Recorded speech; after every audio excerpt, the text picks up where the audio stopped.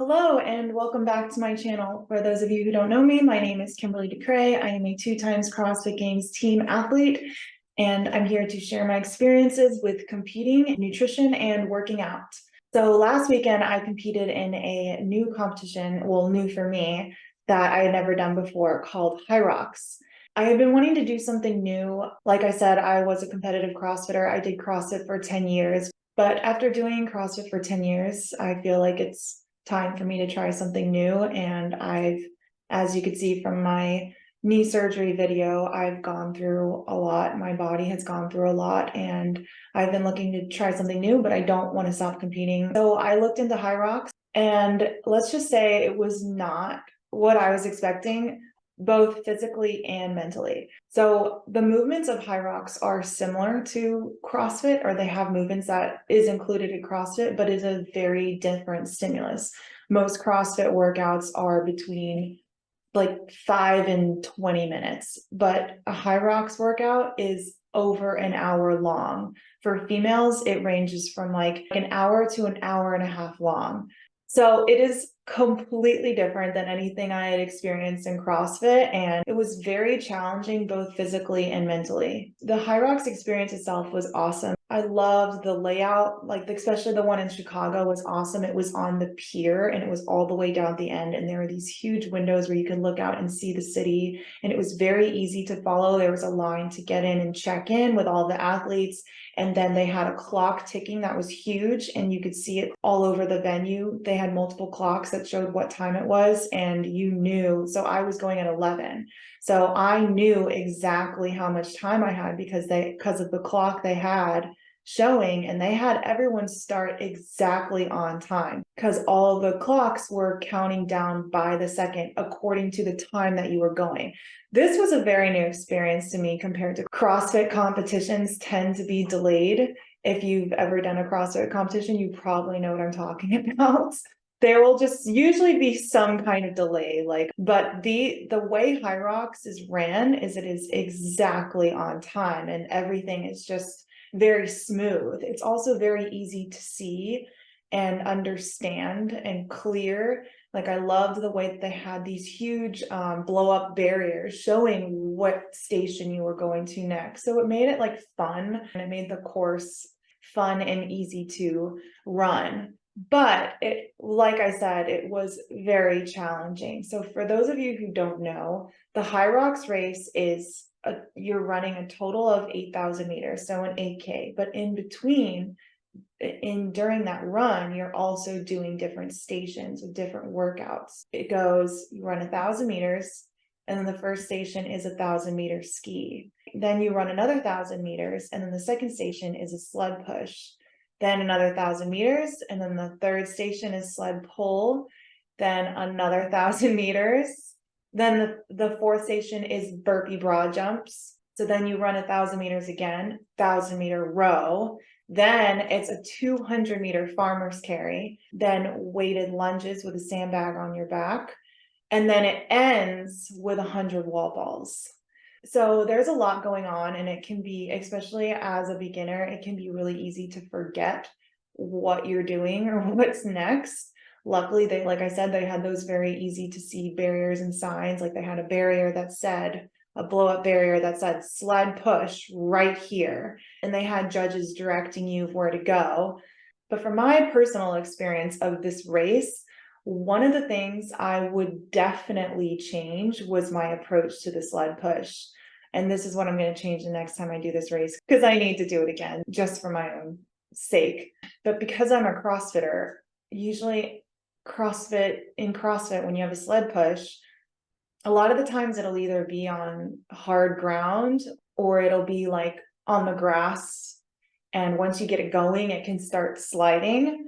And so you want to push it hard, and you want to just get as much out of the way as possible.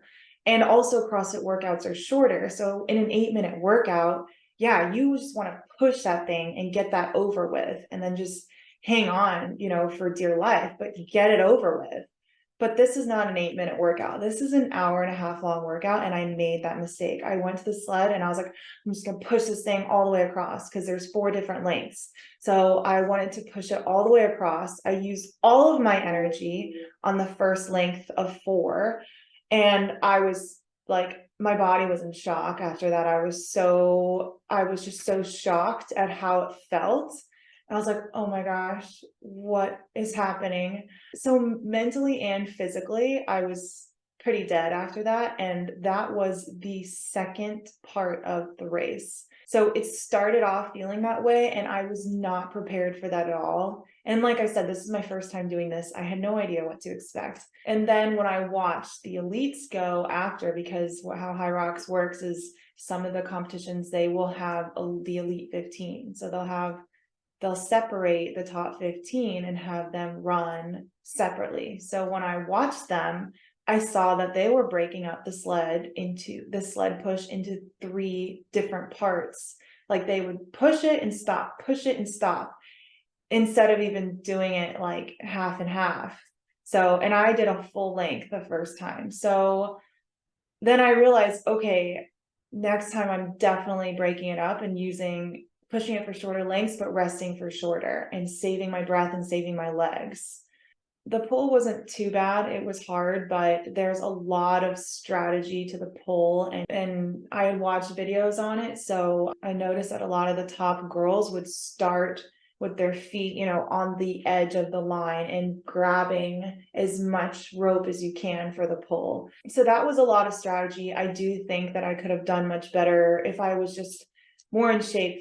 I could breathe better during those, but I followed what I saw the top people doing, which was bending over and grabbing as much rope as they could, and then just walking backwards with that and pulling the rope into their body. I kept the rope to the side of my leg. Some people kept it in the middle, but I just kept it off to the side. I didn't want it in the way of the middle of my legs. That's another thing, is the rope kind of gets in your way. The burpees were definitely mental. That was tough, doing a length of that many burpee broad jumps and seeing how much further you have to go. That is very mental. You would do 5 in a row and you don't even feel like it got you that much closer to the finish line, but your heart rate was spiked so much from doing those 5 that it was just like so mental. And burpees are something that you can keep moving through, and that's why I say that it's mental, because it's not something that you physically can't do. It's something you can keep moving through, and obviously it helps to have higher aerobic capacity when you do burpees, but that was very mentally challenging, but it did not exhaust me nearly the way the sled exhausted me. I was able to cross the finish line and just go off on my run. The row was very different, because the row, unlike how I practice, when I practice at home, I was able to hold a much lower pace when I did the row. But then I think because of the sled push and just how exhausted I was at that race when I did it there, that row was really hard. That did not feel good. And my pace was much lower than I expected. The farmer's carry, that was about exactly what I expected. I've done many farmer's carries as a CrossFitter, and they always suck, but they just suck in a different way. They don't suck as like your heart is going to explode, but it's just that muscular burning kind of suck. Like when you do a wall sit and you're not allowed to get off the wall for X amount of time, that is a farmer's carry, and it sucks. And you want to put it down so bad, but you know that you only have so much left to go, and you're like, oh, just hang on to it. So that's why it sucks, but it's short and it doesn't exhaust you the way some of the other ones do. Now the lunges, those were pretty grueling. I thought I was pretty prepared for lunges because I'm good at lunging. And like I said, in CrossFit, I've done a lot of them and much heavier. I trained in my garage for this competition with 70 pounds on my back for lunges, and they were only 45 pounds at the competition, but they felt way worse. Again, I think it's because of all the stuff we had to do before and how little I was expecting all that to feel. But the last thing I wanted to do was to lunge for 100 meters. So that was very grueling and also very mental, just like the burpees. The last part, that was the wall balls. And I have to say, as a person who was good at wall balls, these felt unlike any other wall balls I had ever done. Even though they're light and they were only to a 9-foot target, unlike in CrossFit, the target keeps getting higher and the wall balls keep getting heavier, and I'm just used to a 20-pound wall ball now to a 10-foot target. But doing them at this competition was actually kind of embarrassing.